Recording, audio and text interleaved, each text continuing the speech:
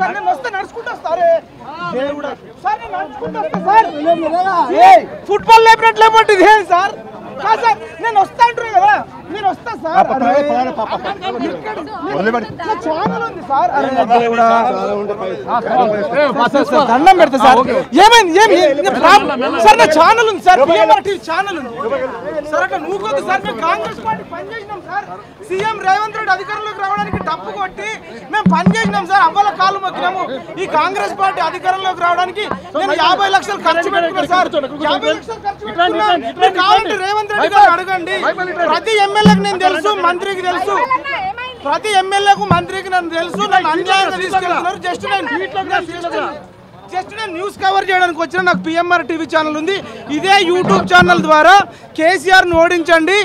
మరి next alternative ఎవరుంటే వాళ్ళని గెలిపియండి అని ప్రతి ఎమ్మెల్యేకు కాంగ్రెస్ ఎమ్మెల్యేలకు పనిచేసినాం కావాలంటే మీ వివేక్ వెంకటస్వామిని అడగండి సీతక్కని అడగండి శ్రీధర్ బాబుని అడగండి పొన్నం ప్రభాకర్ని అడగండి రాజగోపాల్ రెడ్డిని అడగండి కాంగ్రెస్ ప్రతి ఎమ్మెల్యేకు మేము ఇండైరెక్ట్గా నిరుద్యోగులము పనిచేసినాము అట్లాంటి మమ్మల్ని ఇట్లా అరెస్ట్ చేసి తీసుకెళ్లడం అనేది నన్నే తీసుకెళ్తారంటే నిరుద్యోగులు ప్రమాదంలో ఉన్నారు దయచేసి రిపోర్టర్లు అందరూ కూడా కాపాడాలని నేను 2 చేతులు జోడించి మొక్కుతున్నా నిరుద్యోగ రిపోర్టర్లు యూట్యూబ్ ఛానల్ తప్ప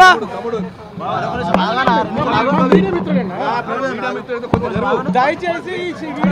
షేర్ చేయండి చాలా ప్రమాదంలో ఉన్నాం ఇది చాలా ప్రమాదం సార్ నేను 50 లక్షలు ఖర్చు పెట్టుకున్నా కేసీఆర్ మీద 50 లక్షలు ఖర్చు పెట్టుకున్నా 5 ఏళ్ళు కేసీఆర్కు వ్యతిరేకంగా పనిచేసినాం కేసీఆర్కు వ్యతిరేకంగా పనిచేసి 50 లక్షల మంది నిరుద్యోగులను తెలంగాణ నిరుద్యోగ రక్షణ జేఏసీ అని పెట్టి పిఎంఆర్ టీవీ ఛానల్ అని పెట్టి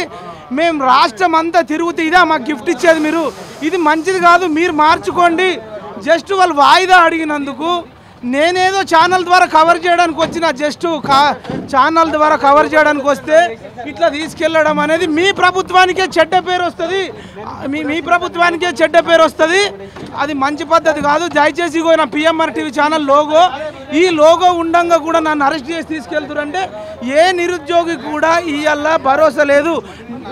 గ్రూప్ 2 వాయిదా వేయాల్సిందే డిఎస్సి వాయిదా వేయాల్సిందే వాయిదా వేయడం వల్ల ప్రభుత్వానికి ఆదాయం మిగులుతుంది అనేక మంది అధికారులు బీఆర్ఎస్ కు సంబంధించిన వాళ్ళు ఉండడం వల్ల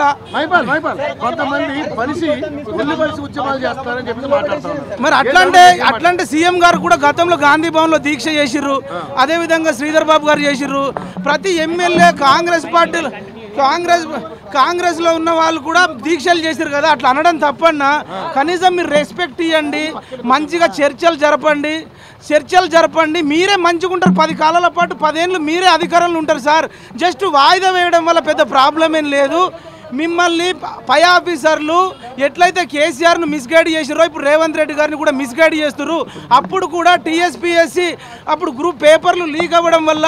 కేసీఆర్ బదనం అయిపోయిండు వాళ్ళని సస్పెండ్ చేయకపోవడం వల్ల ఓడిపోయిండు ఇప్పుడు రేవంత్ రెడ్డి గారిని కానీ కాంగ్రెస్ ప్రభుత్వాన్ని కానీ మొత్తం మిస్గైడ్ చేస్తున్నారు దయచేసి మేము ఎవ్వరం రాము మీరే వచ్చి చిక్కడపల్లి సిటీ లైబ్రరీలో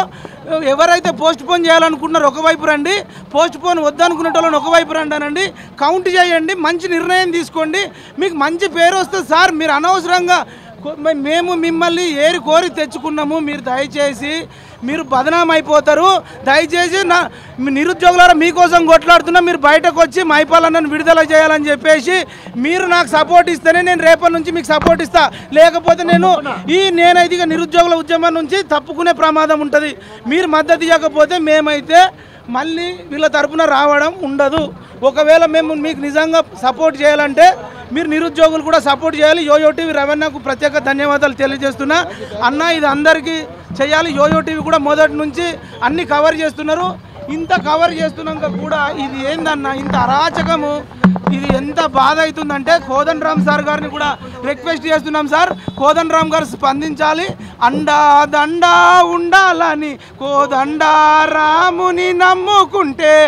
గుండె లేని మనిషల్లే నన్ను కొండ కోనల వదిలేసిండు జైల్లో పోలీసులు ఎత్తుకపోతున్నారు